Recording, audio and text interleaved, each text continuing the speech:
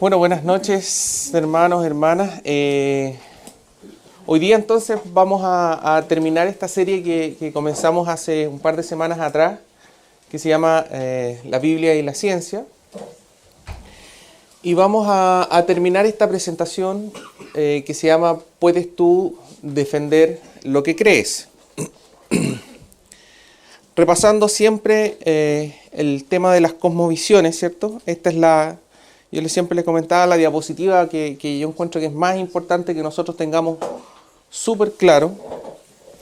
La cosmovisión, partiendo por la cosmovisión macroevolucionista, que dice de que hace 13 a 15 billones de años ocurrió el Big Bang, de que hace 4,6 billones de años se habría formado la Tierra, hace 4 billones de años habría comenzado la primera vida en la Tierra y necesariamente esta cosmovisión dice de que esta vida comenzó de manera azarosa. Fue un accidente, fue algo completamente aleatorio, ¿ya? Y sin ninguna intervención divina. Ese lo exige esta cosmovisión. Luego de esta primera vida, que era una primera vida elemental, básica, se habría iniciado un proceso que se llama macroevolución, y este proceso de macroevolución habría sido el responsable de hacer que esta primera vida tuviera una diversificación y los organismos empezaran a cambiar, empezaran a ser cada vez más complejos, hasta llegar a hoy en día, ¿cierto?, donde vemos toda una tremenda variedad de organismos, vegetales, animales, bacterias, hongos, etc.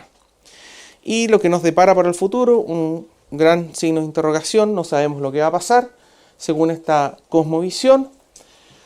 Sin embargo, hay una gran forma de pensar respecto de que todo depende de nosotros, todo depende de ti. Hay un exitismo de por medio diciendo que, mira, no sabemos lo que va a pasar, pero todo depende de ti, solamente de ti. Si tú quieres tener éxito, tienes que esforzarte, tienes que trabajar y te va a ir bien. Pero depende de ti y solamente de ti. Esta cosmovisión obviamente no considera ningún aspecto espiritual de por medio. No hay un Dios que te vaya a ayudar, no, todo depende exclusivamente de ti. Y la cosmovisión alternativa, ¿cierto?, que sería la cosmovisión creacionista bíblica, que habla de hace más o menos 6.000 años atrás, es decir, 4.000 antes de Cristo, habría comenzado Génesis 1.1 con la creación de los cielos, la tierra y todo lo que hay en ellos, ¿cierto? O sea, con toda la materia a partir de, bueno, y de ahí a los primeros 6 días de la creación, ¿cierto? Donde se van separando las aguas, se van formando primero la parte vegetal y después algunos animales en el mar, después en la tierra y finalmente todo culminando con la creación del hombre, Adán y Eva. Poco tiempo andar, la caída del ser humano, el pecado, ¿cierto? La separación entre el hombre y Dios, que como mencionamos la semana pasada es el gran drama que cuenta y que nos habla la Biblia, la separación entre Dios y el hombre. Pero juntamente con esa desgracia, inmediatamente la promesa de Dios de que eventualmente iba a haber un Mesías que iba a arreglar esta situación.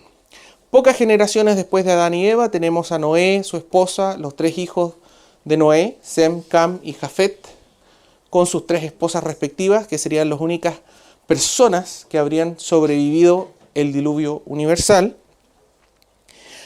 Nuevamente, a las pocas generaciones y ese habría sido un juicio de agua que habría hecho Dios. A las pocas generaciones, ¿cierto?, nosotros tenemos la Torre de Babel. Dios le había encomendado a las personas que poblaran toda la tierra. Sin embargo, una vez más, la gente rebelde a Dios hace todo lo contrario, quiere estar en un solo lugar, quiere hacer una obra que es la Torre, ¿cierto?, de Babel. Y Dios en ese momento, de manera sobrenatural, ¿cierto?, confunde las lenguas y se inicia el plan que tenía Dios originalmente y la gente se va a los distintos lugares.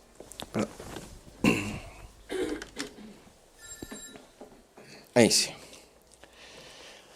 Más o menos el año 33 después de Cristo, tenemos que Jesucristo muere y resucita. Muere en la cruz, resucita y con eso resuelve el problema que había ocurrido en la creación y cumple todos los cientos de profecías que se pueden encontrar en el Antiguo Testamento. Llegamos a hoy en día, ¿y qué es lo que tenemos por delante, cierto?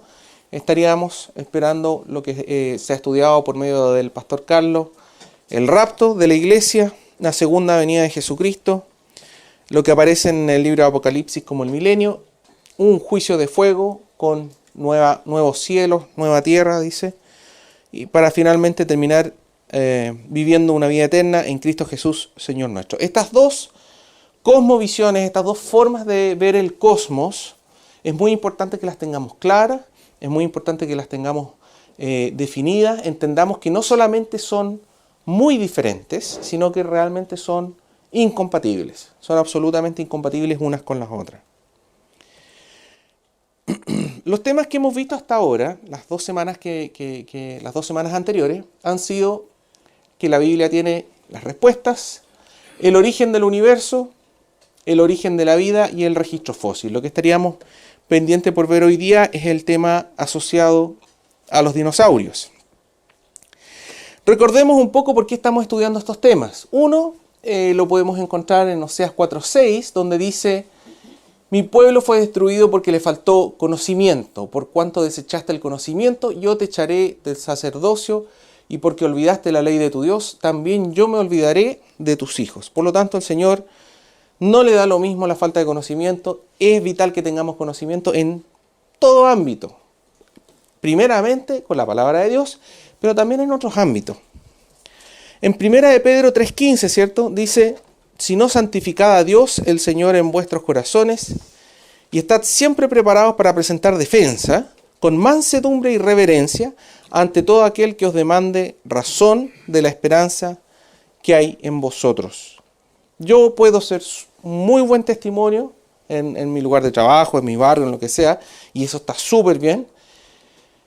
Pero siendo buen testimonio, puede que el día de mañana alguien se me acerque y me dice: oye, ¿tú por qué eres así? ¿Por qué eres distinto? ¿Por qué tú actúas de tal o tal forma? Y esa persona me puede empezar a hacer preguntas que pueden ir tanto en el ámbito espiritual como en el ámbito de la ciencia, y yo tengo que tener la respuesta. Y el Señor me insta a estar preparado, estar siempre preparado. Debemos estudiar los diferentes temas que aparecen en la Biblia, tanto espirituales como de ciencia, también debemos estar preparados. Vamos a partir entonces con el tema de los dinosaurios. Una pregunta podría ser: ¿qué le pasó a los dinosaurios? Pero nosotros vamos a enfocarnos principalmente a otra pregunta que podría ser aún más importante, que es: ¿de dónde vinieron los dinosaurios? ¿Cuál fue el origen de los dinosaurios? Según la perspectiva, la cosmovisión evolucionista, los dinosaurios evolucionaron hace 220 millones de años. Es decir, 220 millones de años atrás habrían aparecido los primeros registros fósiles de lo que sería el precursor de todos los dinosaurios. Ese precursor se le llama tecodontes.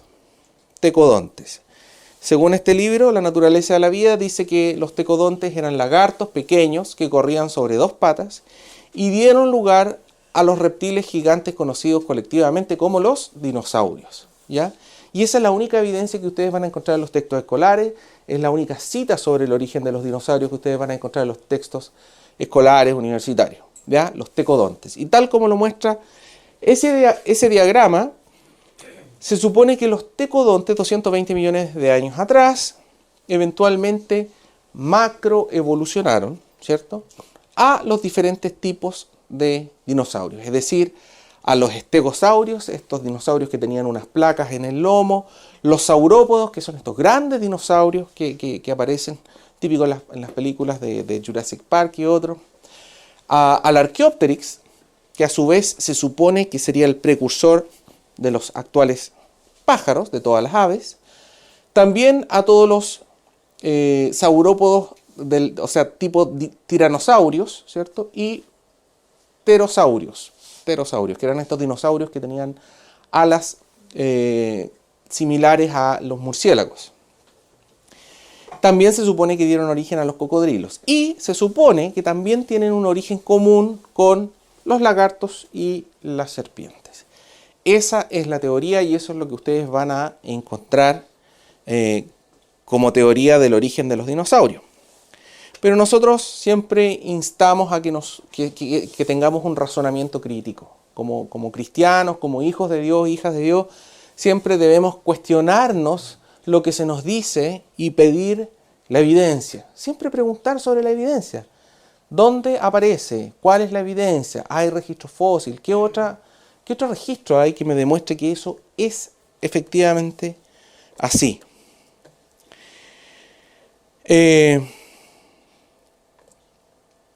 Y el tema es que no hay evidencia. Si yo digo que estos tecodontes que aparecen en este diagrama dieron lugar, por ejemplo, a los triceratops que aparecen ahí, o los estegosaurios, los saurópodos, necesariamente yo debería encontrar en el registro fósil especies, organismos en las etapas intermedias. ¿Ya? Por ejemplo, aquí vemos que este precursor andaba en 2 patas, decía. Necesariamente yo tengo que encontrar especies intermedias donde pasan de caminar de 2 patas a 4 patas, o que en algún momento empieza a desarrollársele esta como corona que tiene al frente, con cuernos, ¿cierto? O con estas líneas que aparecen atrás con placas, o aumentar su tamaño. Porque acuérdense que el tecodontes era un lagarto de un tamaño pequeño. Y de igual manera para el estegosaurio y los otros dinosaurios y todos los otros dinosaurios. Y no necesito tener una especie intermedia. Yo debiera tener miles. Debiera tener miles de especies intermedias yendo hacia el triceratops, miles de especies intermedias yendo al estegosaurio, miles de especies intermedias yendo a los diferentes tipos de dinosaurios. ¿Ya? Y eso no hay. ¿Qué es lo que hay? Especies que son similares al tecodontes o que caen bajo la categoría, porque en realidad hoy en día ya es una categoría de tecodontes, y tengo estas otras especies que están completamente formadas. No tengo especies intermedias. ¿Ya? Y eso se ve reflejado en los textos de autores que creen en la macroevolución. Por ejemplo, acá dice, la pregunta sobre el origen de los dinosaurios es uno que ha intrigado a los paleontólogos durante muchos años. No tienen una respuesta. En este otro caso dice, ¿de dónde vinieron los dinosaurios? Esta pregunta aparentemente simple ha sido objeto de un intenso debate entre los científicos durante más de 150 años. Es decir, más de 150 años, desde Darwin en adelante, millones y millones de fósiles recogidos por todo el mundo y sigue habiendo debate. Eso no es porque sí, no es porque la gente le busque la quinta pata del gato, digamos, sino que es simplemente por la falta de evidencia. Entonces, ¿qué es lo que ellos sí tienen? Tienen unos pocos, o sea, tienen muchos fósiles, pero en muy pocos estados. O son tecodontes o son este otro tipo de dinosaurio. Y lo que ellos hacen es que amarran y dicen, ya, entonces este tecodonte se parece mucho a este otro, entonces voy a hacer una línea. Y después a los años encuentran otro fósil que aparece acá que es un poco más similar. Entonces no es para allá, voy a borrar esto y voy a amarrarlo para acá. Pero no existen estas especies intermedias. Y deberían ser nuevamente, no debería ser 1 o 2 o 3, deberían ser miles, que me demuestre que realmente va pasando de una etapa, de una especie a otra. Otro aspecto que debemos tener en consideración es que en el año 2005, una investigadora que se llama Mary Schwartz llegó a un gran descubrimiento totalmente inesperado, producto de una serie de equivocaciones, errores y cosas que ocurrieron, digamos, que se dieron en la investigación, donde disolvió un hueso de dinosaurio. Disolvió un hueso de dinosaurio. Y la sorpresa fue que encontró en su interior tejido blando, en un fémur de un tiranosaurio rex hembra. Como vemos acá, Se pueden apreciar fotografías de vasos sanguíneos, se pueden apreciar fotografías donde se ven supuestamente hasta cierto tipo de células. Y hoy en día, bueno, se está incluso tratando de extraer ADN. ¿Cuál es el problema de esto para la cosmovisión macroevolucionista? Es que hay una serie de publicaciones que dicen de que eso es imposible. Hay una serie de publicaciones que dicen de que lo máximo que puede durar el tejido blando son 110.000 años a 0 grados Celsius. ¿Cómo va a poder aguantar 70 millones de años? Más encima, en el caso de este tiranosaurio Rex, no fue sacado a 0 grados Celsius, sino que fue sacado en un desierto en el norte de Estados Unidos. Un lugar que más encima era conocido como el Valle de la Muerte, porque más encima estos huesos tenían un olor como hediondo, estaban como casi como un hueso de pollo que hubieran dejado así, estaba medio pasadito así. Así se le llamaba al Valle de la Muerte, porque todos los fósiles que sacan ahí tienen ese aroma, y justamente se han encontrado con que estos huesos aún mantienen en su interior tejido blando, entre otras estructuras, ¿ya? Bueno, ¿esto qué nos daría a nosotros a entender? Nos daría a entender de que los dinosaurios existieron hace poco tiempo. Sin embargo, en la Biblia no aparece la palabra dinosaurio. No aparece. ¿Y por qué no aparece la palabra dinosaurio? Porque es una palabra nueva, relativamente nueva. Por ejemplo, en el año 1828, recién se incorporaron las palabras computador, locomotora y cohete, y todavía no estaba la palabra dinosaurio. Recién en el año 1841 se incorporó la palabra dinosaurio. Por lo tanto, es imposible que la Biblia contenga o hubiese contenido la palabra dinosaurio, siendo que la Biblia fue escrita miles de años antes. ¿Hay dinosaurios descritos en la Biblia? Yo les voy a pedir que saquen sus Biblias, por favor, y vamos a buscar el libro de Job, capítulo 40, versículos 15 al 18. Job 40, versículos 15 al 18.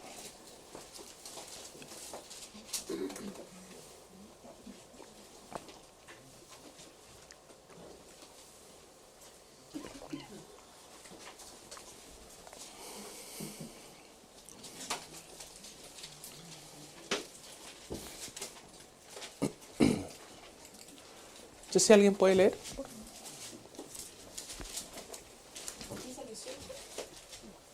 He aquí ahora Behemoth, el cual hice como a ti, hierba come como buey.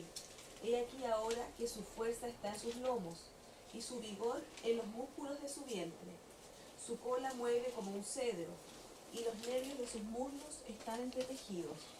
Sus huesos son fuertes como bronce, y sus miembros como barras de hierro. Ya. Entonces lo que aparece en Job 40, al cual la Biblia llama Behemoth, claramente está hablando de un animal que no cuadra con ninguno de los animales que conocemos hoy en día. En algunas Biblias incluso cometen el error de traducirlo como hipopótamo o como elefante. Pero si han visto la cola de un hipopótamo o un elefante, no se parece a la de un... ¿Qué es lo que dice de la cola? La mueve como un cedro, ¿ya? Por lo tanto, lo más probable es que en este caso esté hablando de algún tipo de saurópodo, de algún tipo de dinosaurio de gran tamaño. En el caso de Leviatán, que aparece en Job 41, ahí habla de otro tipo de dinosaurio, que es más bien marino. Y en el caso de Salmos 91:13, habla de dragón. La Biblia menciona muchas veces la palabra dragón, utiliza una palabra en hebreo que es tanín, y lo más probable es que en estos tres casos, siempre cuando mencionan estos nombres, estén hablando de dinosaurios. A ver, ¿esto significa entonces que los hombres convivieron en algún momento de la historia con estos dragones o dinosaurios? ¿Hay alguna evidencia gráfica o algún dibujo de cómo eran esos animales? ¿En la Biblia? En una enciclopedia, donde sea. Estos son registros bíblicos. Los tres que tenemos acá son descripciones que aparecen en la Biblia. Ahora, en este caso, tanto en el de Leviatán como Behemoth, sale una descripción bien detallada de cómo era el animal. Geográfico, algo como poder, no hay nada.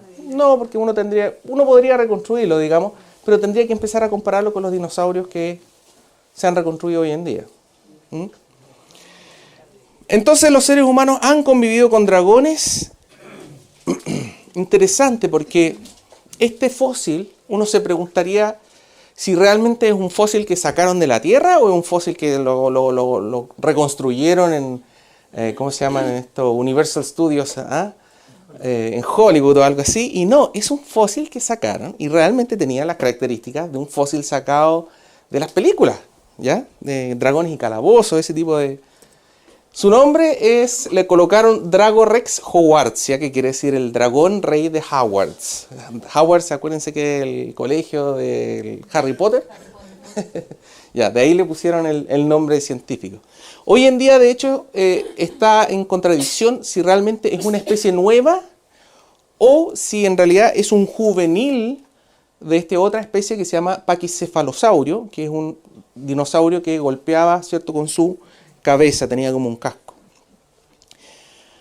En general, hoy en día hay un cuestionamiento a muchas especies de dinosaurios que han nombrado, porque se han dado cuenta que a veces habían puesto nuevos nombres a especies que en realidad eran etapas. Por ejemplo, en el caso de los Triceratops, estos dinosaurios que tenían estos cuernos grandes con una corona, tenían un nombre para el que tenía un cuerno, a veces otro tenía 2 cuernos, a veces tenía 3 cuernos, y ahora se están dando cuenta que en realidad eran diferentes etapas en el desarrollo del dinosaurio, que le iban saliendo estos cuernos.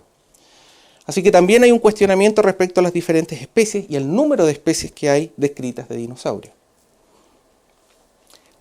En el caso del zodíaco chino, uno también debe preguntarse, si el zodíaco chino consta de 12 animales, ¿por qué van a utilizar 11 animales que existen y incluir uno que es absolutamente falso o mitológico, como es el caso del dragón?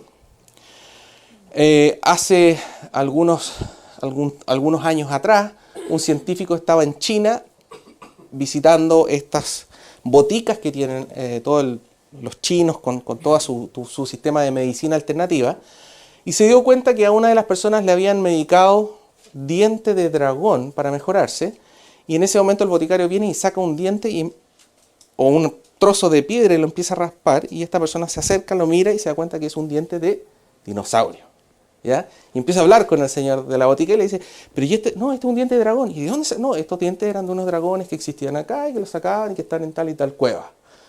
Y el investigador averiguó y efectivamente fue y habían fósiles de dragones, fósiles de dinosaurios en esa cueva y en ese lugar. Y en general, toda la cultura china llama dragones a lo que eran los dinosaurios, ¿ya?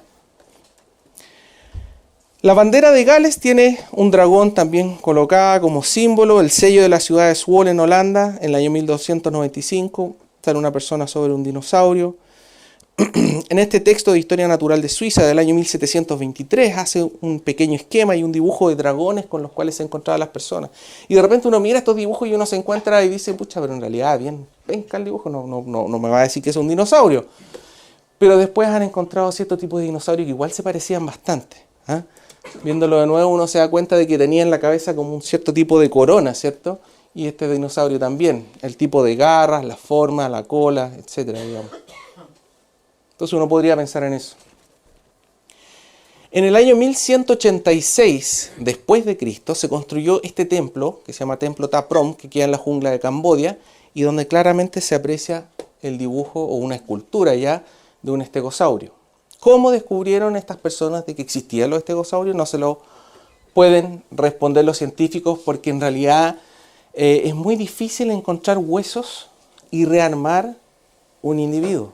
Ya los científicos se han demorado bastante en rearmar estos organismos. Por lo tanto, todo da a entender de que efectivamente los seres humanos y los dinosaurios en algún momento convivieron. En el caso del Archaeopteryx es bien interesante porque este registro fósil inició toda una teoría y todo un debate sobre si es que los dinosaurios eran los antecesores de las aves. Pero incluso hasta hoy en día hay harto debate y en este artículo de la revista Science, que es una revista igual bastante prestigiosa, dice, los paleontólogos han tratado de transformar al Archaeopteryx en un ser sujeto a la Tierra, un ser terrestre, pero no lo es. Es un ave de percha, que son las aves que se sujetan en las ramas, ¿cierto? Es un ave de percha, y ninguna cantidad de paleobalbuceo dice va a cambiar eso. La verdad es que los estudios que se han hecho hoy en día del Archaeopteryx es que no era una especie en transición, no era una especie intermedia, era 100% ave, era un ser volador.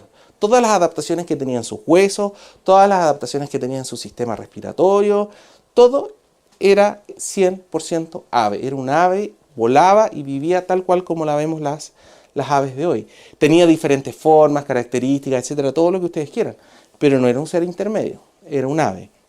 ¿Ya? Por lo tanto, haciendo un recuento de lo que hemos estado viendo, ¿ya?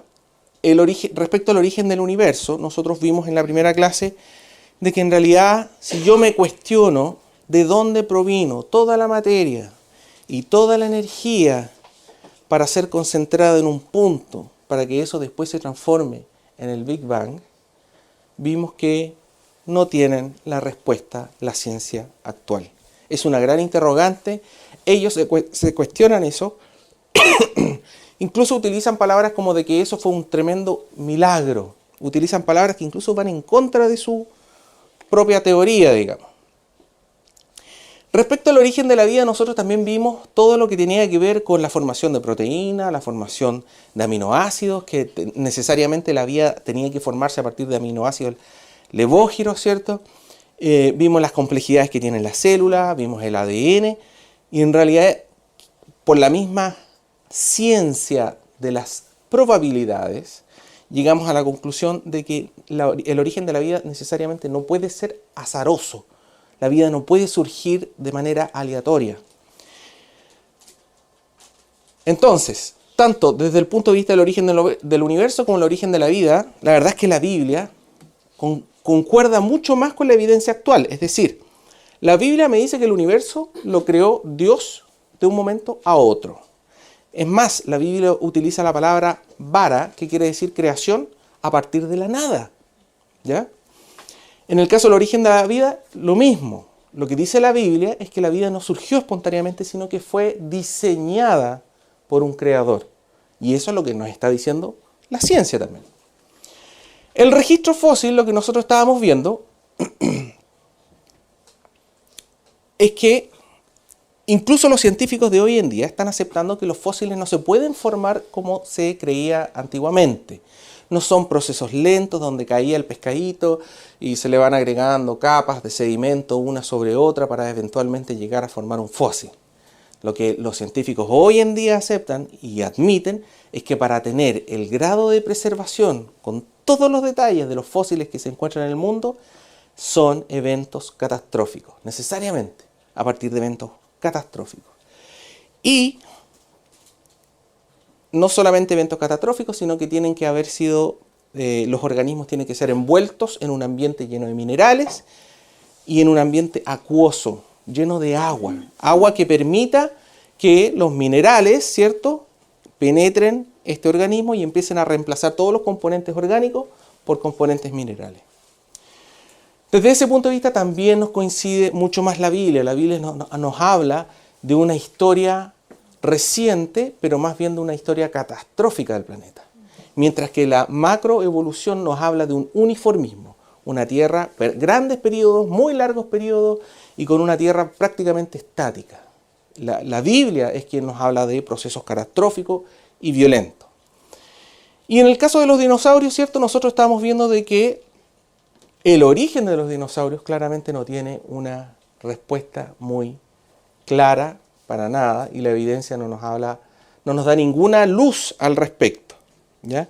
Y sí encontramos en el caso de los dinosaurios en el registro fósil especies que aparecen de un momento a otro, 100% generadas, con las características totalmente definidas, ¿ya?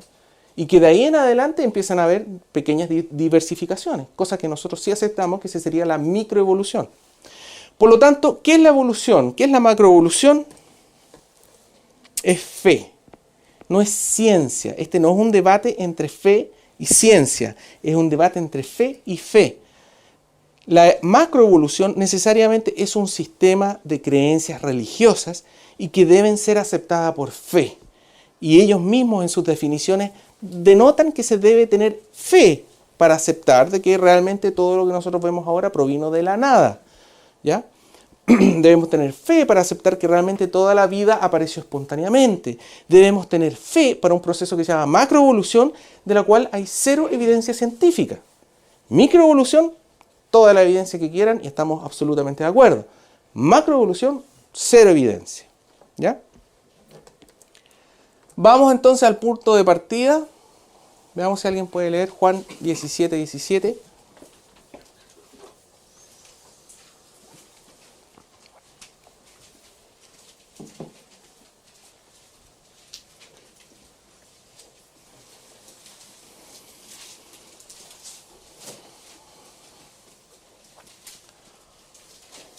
Santifícalos en tu verdad, tu palabra es verdad. Muchas gracias. Y segunda de Timoteo, capítulo 3, versículo 16.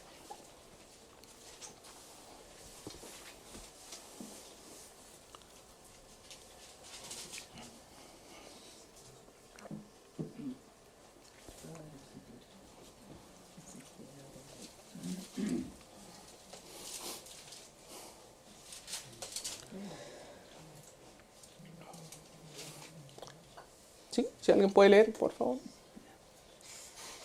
Toda la escritura es inspirada por Dios y útil para enseñar, para redarguir, para corregir, para instruir en justicia.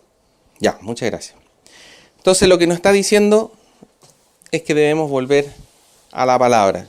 La palabra igual, y la verdad es que la ciencia día a día, si uno empieza a averiguar y ver las publicaciones, los papers, las revistas indexadas, uno se da cuenta de que cada vez aparece más información que apunta hacia el tema de que lo que habla la Biblia, una creación reciente y una tierra donde han aparecido procesos catastróficos, empieza a cuadrar cada vez más.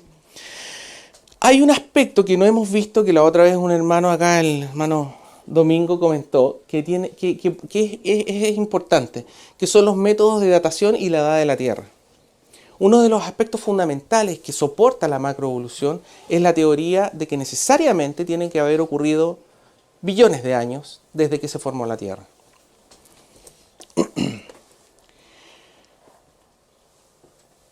En Estados Unidos hubo el año 1982 una erupción en la montaña Santa Elena.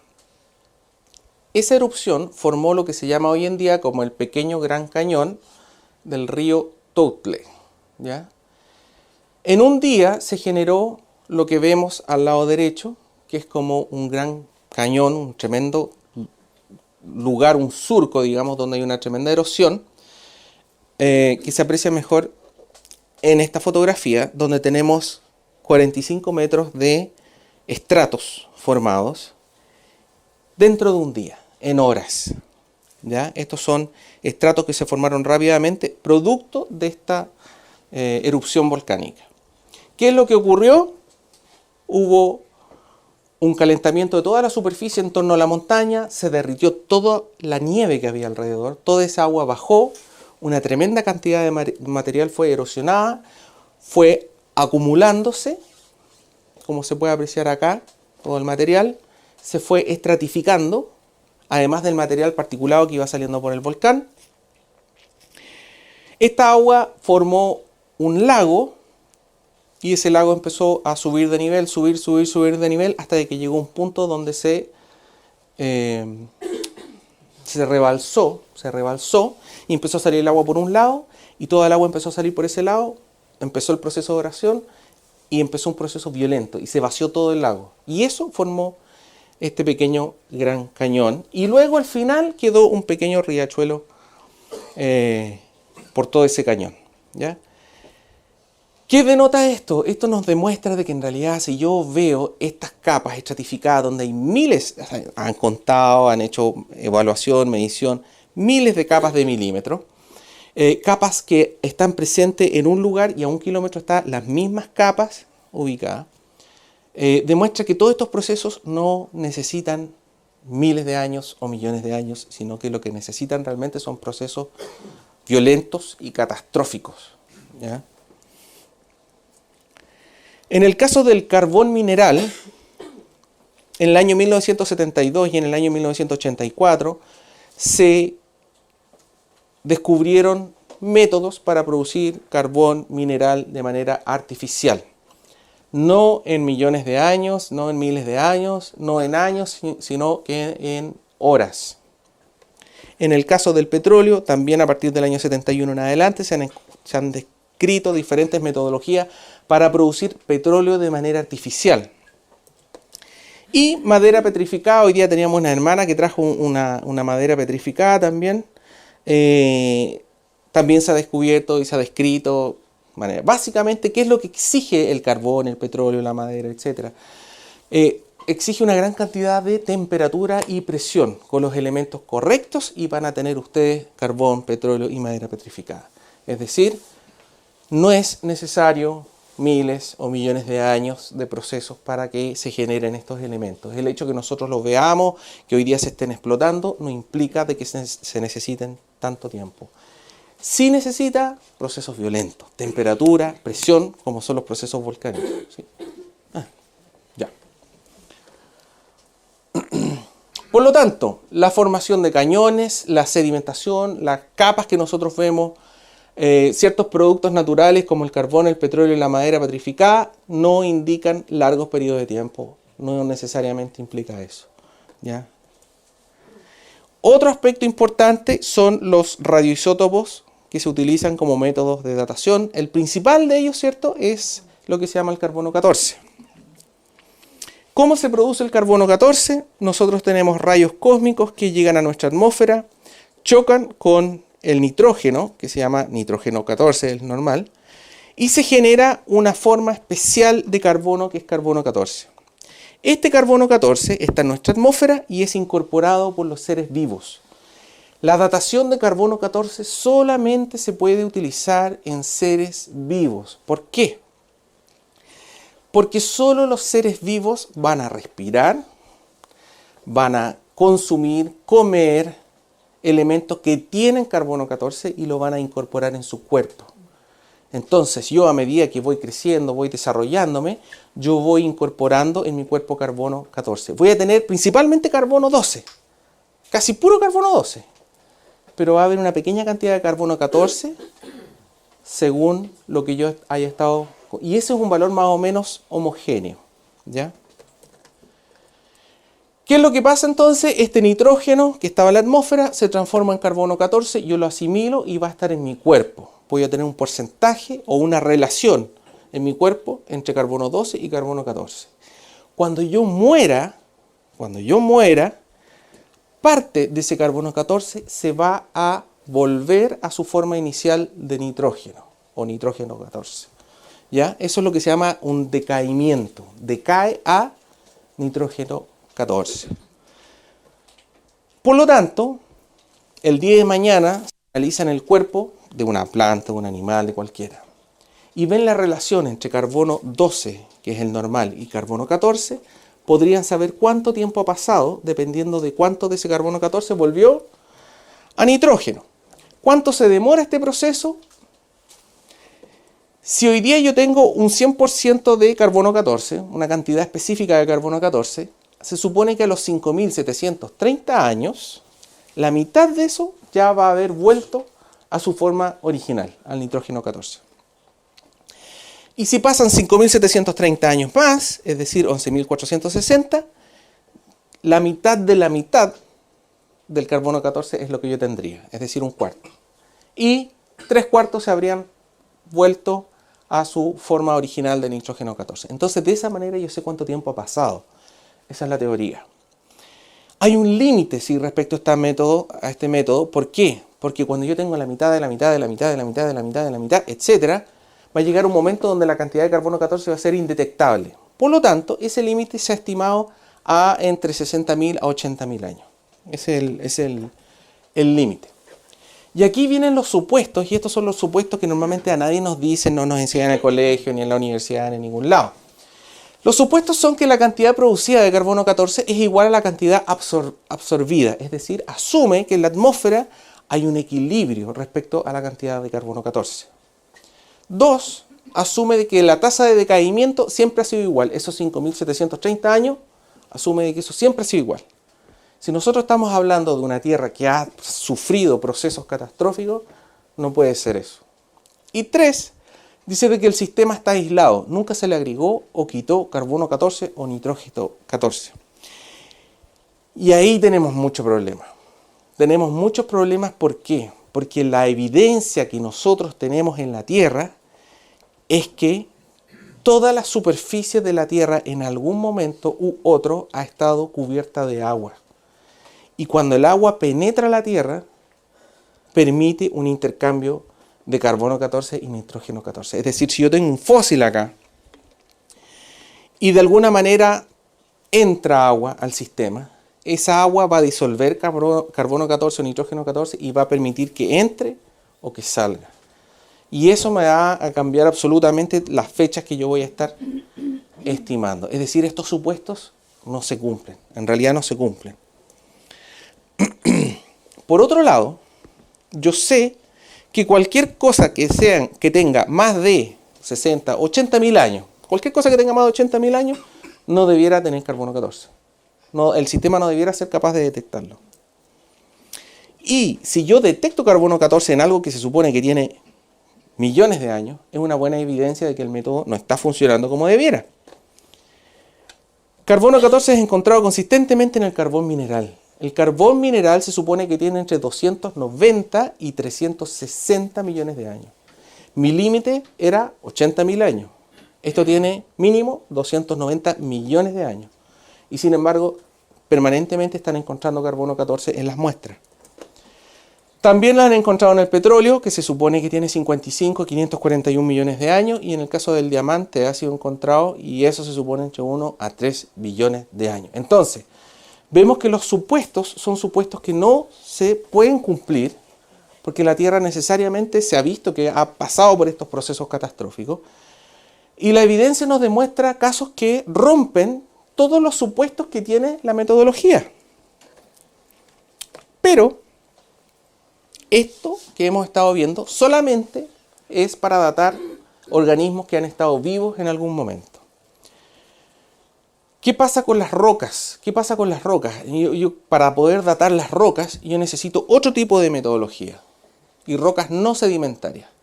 Y para eso yo trabajo con decaimiento radioactivo de otros elementos, en este caso uranio que decae a plomo o de potasio que decae a argón. Son otras metodologías. Si yo quiero datar una roca basáltica que salió de un volcán, necesariamente tengo que aplicar esta metodología y no la de carbono 14. ¿Cuáles son los supuestos? Nuevamente, uno dice que la cantidad inicial del elemento hija es 0. Es decir, el trozo de roca que yo estoy sacando, yo asumo de que tenía 0 cantidad de argón. 2. El elemento hija es producto del decaimiento radioactivo. Todo el argón es producto del decaimiento del potasio. Es el segundo supuesto. Tercero, la muestra siempre estuvo en un ambiente cerrado. Ahí ya empezamos con problemas, ¿cierto? Y otros que la tasa de decaimiento siempre ha sido constante. Nuevamente son los mismos tipos de problemas que surgen en estos supuestos.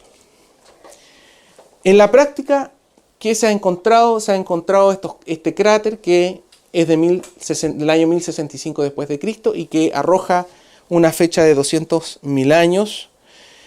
Tenemos flujos de lava en el caso de Nueva Zelanda, en ese monte que aparece ahí, que tuvo flujos de lava el año 49, el año 54 y el año 75. Eso está escrito, está registrado, se sabe que son esos años. Y las muestras que se evaluaron decían que tenían 275.000 años.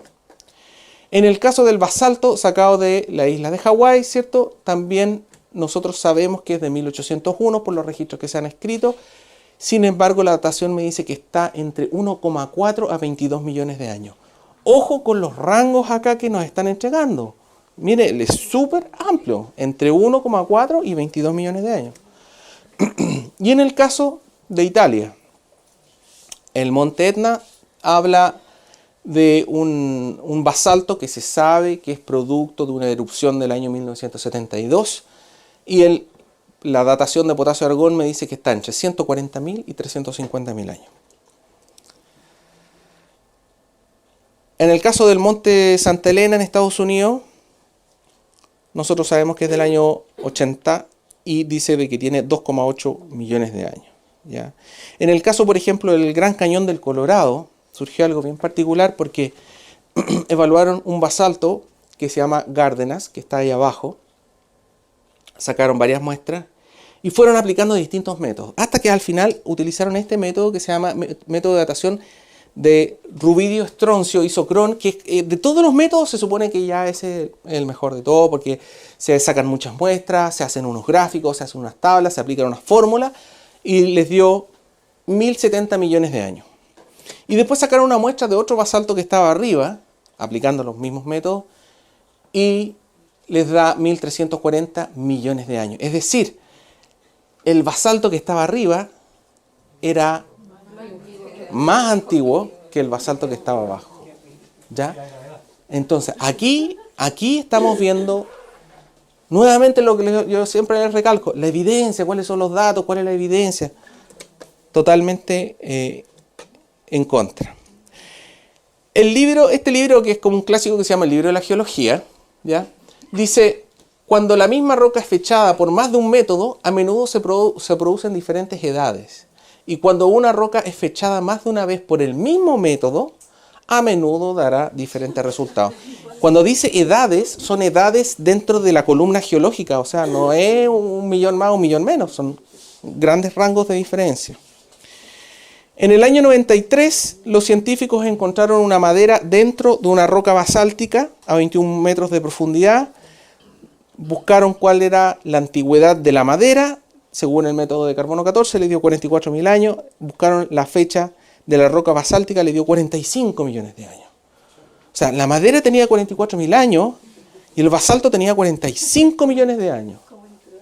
¿Cómo entró la madera de 44, más reciente, dentro del basalto? Hay un grupo de científicos creacionistas, ¿ya?, cristianos, de todas estas áreas, geofísica, geología, etcétera, que se han dedicado a trabajar en esta área porque se han dado cuenta de la falacia, ¿ya?, de lo que se vende. Se vende realmente esto como algo serio y realmente ellos incluso juntaron fondos, hicieron investigaciones, sacaron muestras, mandaron muestras a los laboratorios que se supone que son los más prestigiosos del mundo.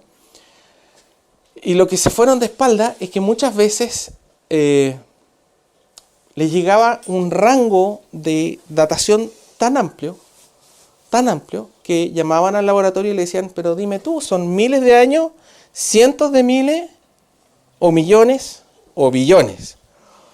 Y los laboratorios lo que le decían es, no, lo que tú tienes que hacer es que tienes que ver la columna geológica,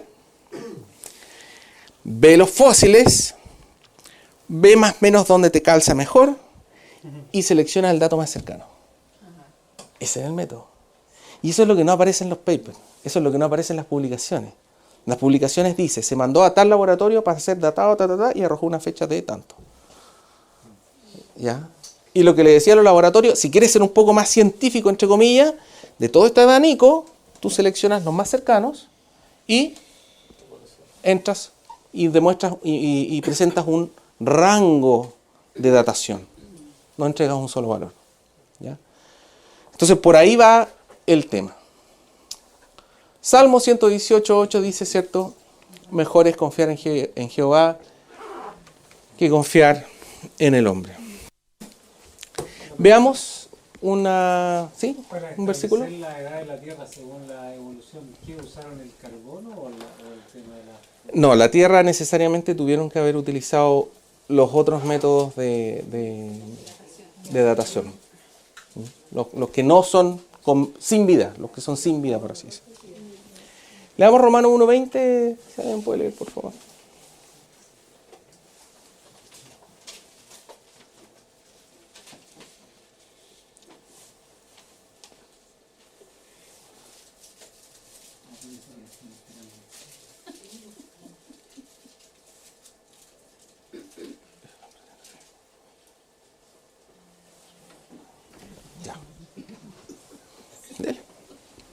que las cosas invisibles de Él, su eterno poder y deidad, se hacen claramente visibles desde la creación del mundo, siendo entendidas por medio de las cosas hechas, de modo que no tienen excusa.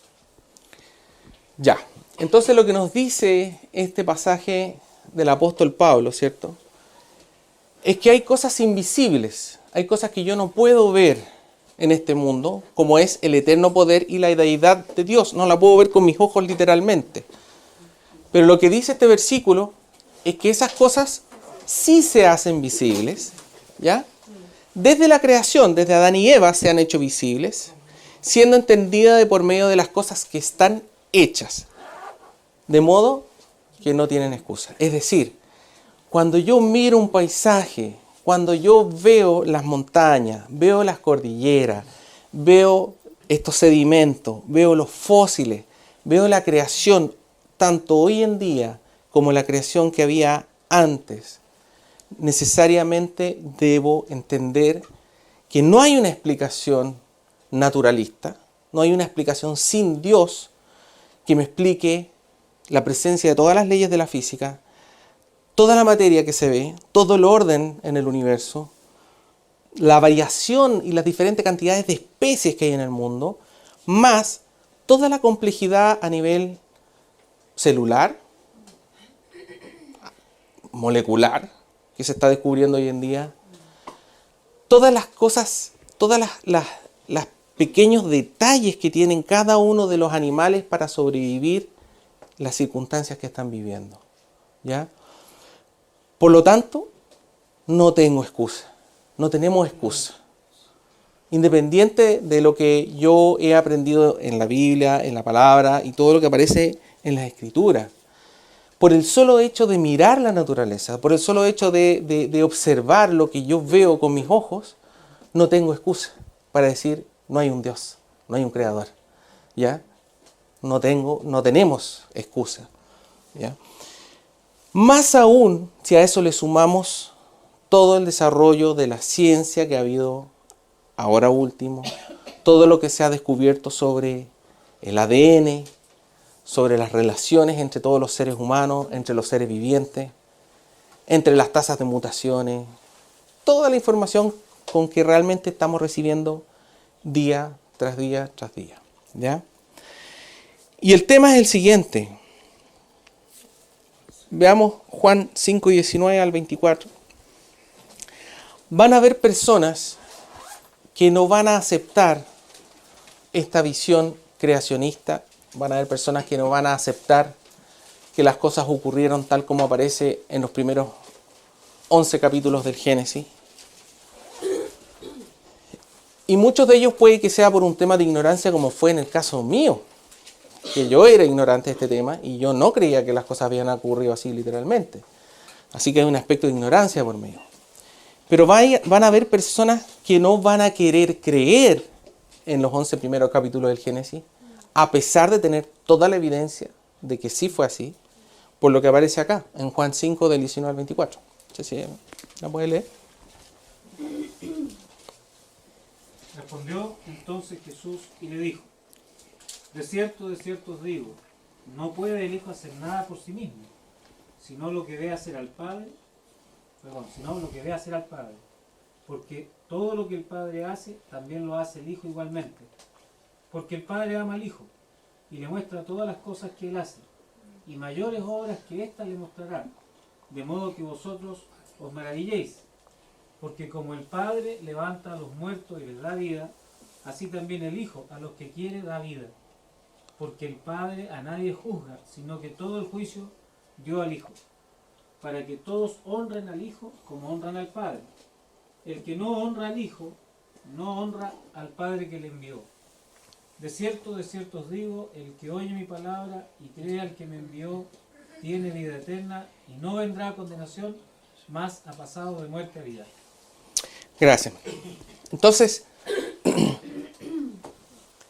¿por qué van a haber personas que se van a negar a creer en la cosmovisión creacionista a pesar de tener evidencia? Estamos hablando no personas que ignoren el tema.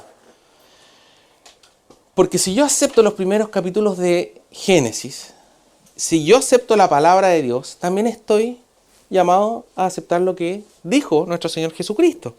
Y las palabras que Él dice en estos pocos versículos son tremendamente fuertes. Él está diciendo de que todo lo que el Padre hace, también lo hace el Hijo igualmente. Jesucristo se está igualando con Dios. Dios Padre y Dios Hijo. Después dice, porque el Padre ama al Hijo y le muestra todas las cosas que Él hace. O sea, Jesucristo ve todas las cosas que hace el Padre. Porque como el Padre levanta a los muertos y les da vida, así también el Hijo a los que quiere da vida. ¿Quién? El Hijo es el que da vida. Porque el Padre a nadie juzga, sino que todo el juicio dio al Hijo. Si yo creo, los primeros capítulos de Génesis, voy a creer en un juicio de agua.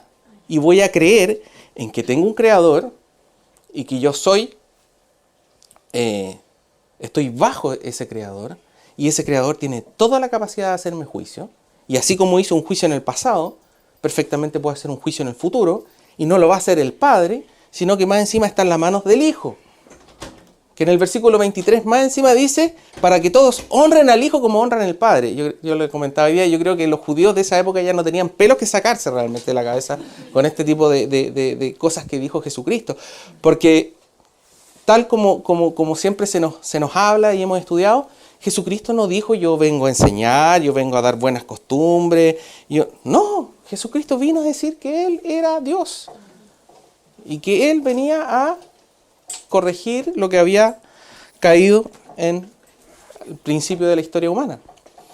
Por lo tanto, en el versículo 24, ¿cierto? Vemos el cumplimiento de la profecía que aparece ya en Génesis 3, donde dice, el que oye mi palabra y crea al que me envió, tiene vida eterna. Y no vendrá a condenación, mas ha pasado de muerte a vida. Ahí está la palabra esperanza. Pero hay muchas personas que no van a creer, no van a querer creer, porque implica cambiar mi esquema mental y implica de que yo no puedo seguir actuando como siempre he actuado porque estoy bajo alguien. Mientras que si yo me declaro ateo o me declaro agnóstico, como en el caso de, hasta candidato a presidente, ¿cierto? Yo puedo hacer lo que yo quiera. Si yo no tengo un Dios sobre mí, yo no tengo una moral absoluta. Y si no tengo una moral absoluta, tengo una moral relativa, y eso significa que mi moral va a depender. Y por lo tanto puedo hacer lo que yo quiera. Y nadie me puede juzgar. Entonces, la idea de este estudio es que nosotros tengamos las bases desde un punto de vista científico para que nuestra fe no sea sacudida cuando nosotros veamos artículos, historias o personas que van a empezar a salir y decir que en realidad todos somos productos de un accidente que ocurrió hace billones de años atrás. No, nosotros nacimos y nacimos con un propósito, nacimos con un sentido.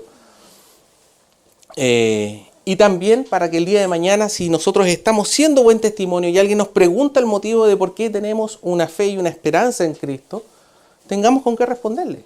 Y no le digamos, porque sí nomás. Y eso particularmente también para los pequeñitos, para nuestros hijos, sobrinos, nietos, quien sea, que pregunte, que no se quede ahí, que no se quede con esa duda, sino que sepa que hay respuestas y la Biblia y la palabra y la ciencia nos entrega las respuestas. Que la Biblia y la ciencia no son opuestas, no es uno versus el otro. El tema es que la macroevolución no es ciencia. Y eso hasta los científicos han reconocido que si la macroevolución se hubiera postulado hoy en día, habría sido rechazada. El tema es que el mundo científico ha heredado esa religión. Así como el catolicismo, por así decir, se hereda la religión del catolicismo. Y yo soy católico porque mi papá es católico, porque mi abuelito es católico. Bueno, los científicos también han heredado esta religión desde mediados de 1800. Y hoy en día muchos se están cuestionando por la evidencia, por los resultados que han tenido. ¿Ya? Eso, hermano, queríamos terminar. Así que, ¿alguna consulta o duda? Sí, el rango del carbono 14 era de 40.000 a 80.000 años. O sea, no, es hasta 80.000 años en realidad. Para ser más amplio, hasta 80.000 años yo puedo medir. ¿Sí? Respecto de la edad de la Tierra, según la Biblia, es a partir de la historia que empieza a narrarse 4.000 años antes de Cristo, Sí. la Tierra pudiese tener algunos años más. Si uno suma lo que aparece en la Biblia, te daría un valor de aproximadamente 6.000 años en total, es decir, hasta hoy, es decir, hasta 4.000 años antes de Cristo, si uno lo suma. Por los aspectos históricos. Por la descripción, que es que ahí la palabra es súper detallada, pues te dice cuándo nació quién, cuántos años tenía Adán, cuándo nació el otro, etc. Pero la puse porque escuché o leí en alguna parte que en el Génesis 1.1, cuando dice en el principio creó Dios los cielos y la tierra, y luego dice, y la tierra está desordenada y vacía, pudiese haber una cantidad de años ahí que no conocemos. Claro, esa es una teoría que se llama la teoría de la brecha, que dice de que ahí habría ocurrido una brecha. Pero en realidad la mayoría de los científicos que estudian todos estos temas desechan un poco esa teoría. ¿Por qué? Porque el Señor después en Éxodo 20 nos recalca el tema de los 7 días. Entonces, así como Dios creó en 6 días la tierra, y reposó en el séptimo, ustedes también. Por lo tanto, la verdad es que el Señor, si hubiese querido, si es todopoderoso, pudo haber creado todo en un día. Pero la verdad es que Él aplicó ese modelo de 7 días de creación para incluir este mandamiento.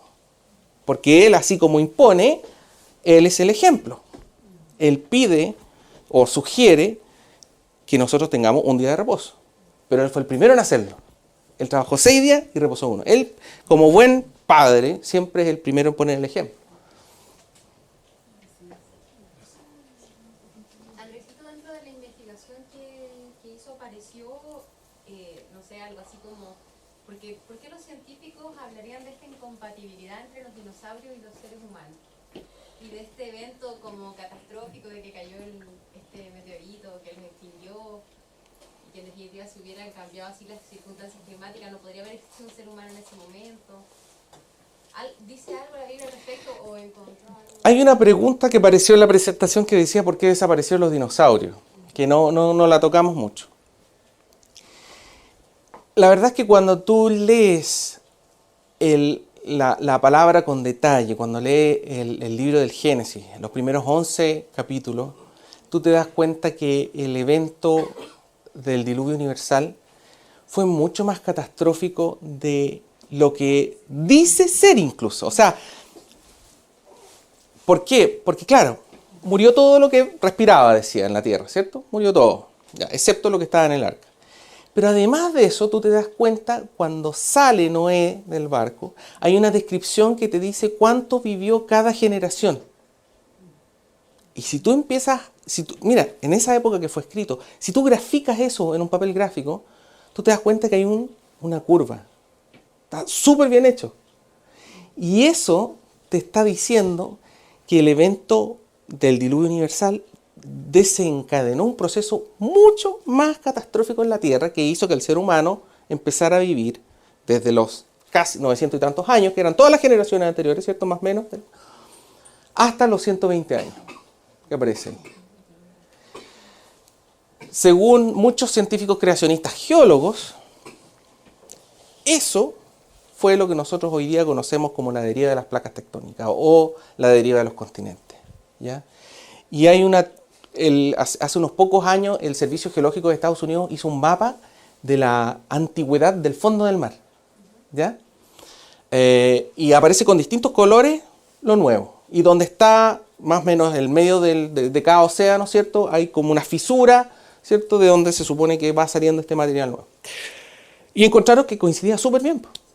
El tema es que con ese modelo los tipos han hecho unos programas que son de libre disposición y han empezado a sacar publicaciones y han empezado a hacer el proceso inverso, a meter el material hacia el interior de la Tierra.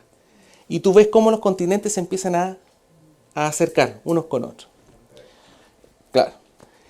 El tema es que a alguien se le ocurrió aplicarlo a la Tierra completa y se dio cuenta que si tú lo aplicas a la Tierra completa, los continentes quedan como la superficie. Entonces, en algún momento, y esto es yo te digo porque como cristiano estoy abierto a cualquier idea con tal de que el fundamento científico sea el adecuado, está bien. Lo que estaría demostrando esta teoría, y que por lo demás estuve averiguando, y no es nueva, sino que es antigua, pero siempre la han desechado, Es que en algún momento los continentes eran la superficie terrestre y el diámetro de la Tierra era mucho menor a lo que nosotros conocemos hoy en día. Y que en algún momento se empezó a separar los continentes, ¿te fijas tú? Por este material y se empezó a generar la base de los océanos.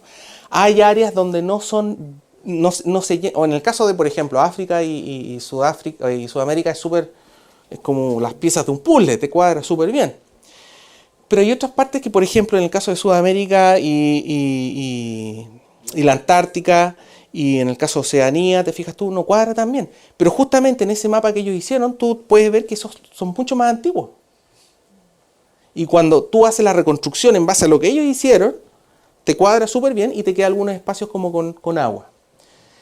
Pero eso implicaría de que realmente fue un evento catastrófico y cambiaron las condiciones atmosféricas y que puede que hayan cambiado incluso las condiciones de la gravedad, el G. Y eso explicaría un poquitito por qué se ve este gigantismo.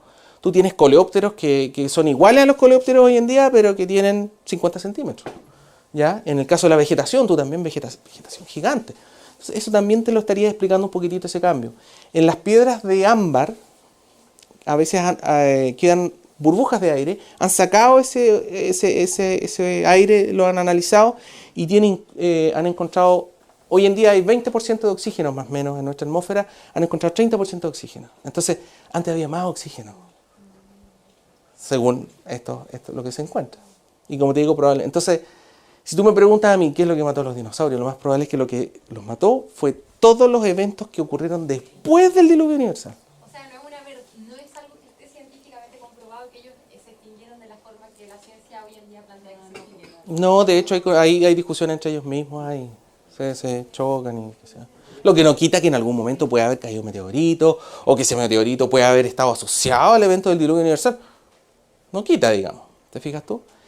Pero si tú me preguntas a mí lo que realmente hizo desaparecer todas estas especies que eran tremendas, o sea, eran gigantes y que necesitaban una estructura ósea para mantenerse en pie, que los elefantes, cosa de ver los elefantes apenas están en pie, o sea, tienen que estar así, tienen unas rodillas especiales para estar rectos, digamos, y estos otros tienen unos tamaños gigantescos. Entonces, claramente las condiciones eran diametralmente distintas antes y después del diluvio, pero después del diluvio siguió ocurriendo un proceso.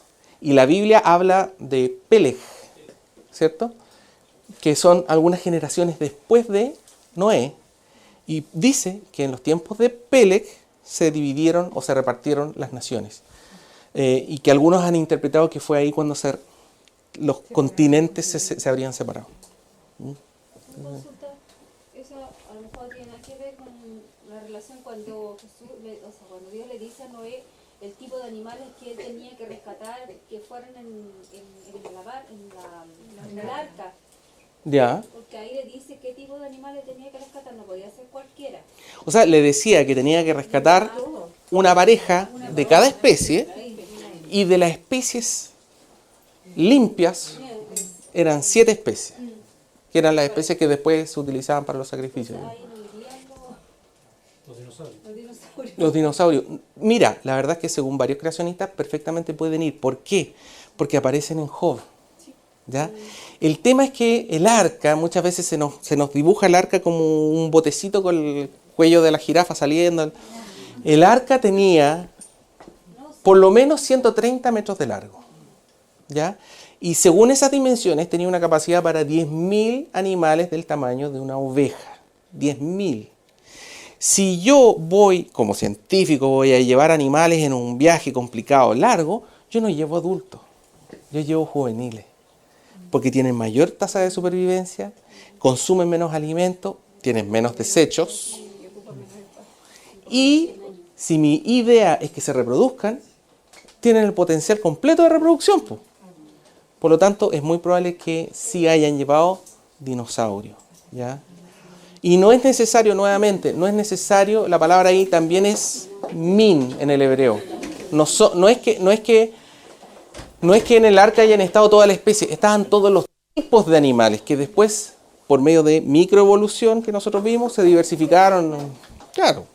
O sea, la evolución de cierta forma es posible. La microevolución, que es una evolución horizontal, donde tú no tienes la misma cantidad de información genética o menos, como en el caso de los perros, que tú tienes un mismo perro original, que después tú vas haciendo selección para un lado, para el Doberman o para el Gran Danés y otro para el Chihuahua. Pero la verdad es que cuando tú haces eso, tú terminas con menos información. Eso sí, la macroevolución dice lo contrario, dice que tú vas a obtener más información y más complejidad. Eso es lo que nos ha comprobado.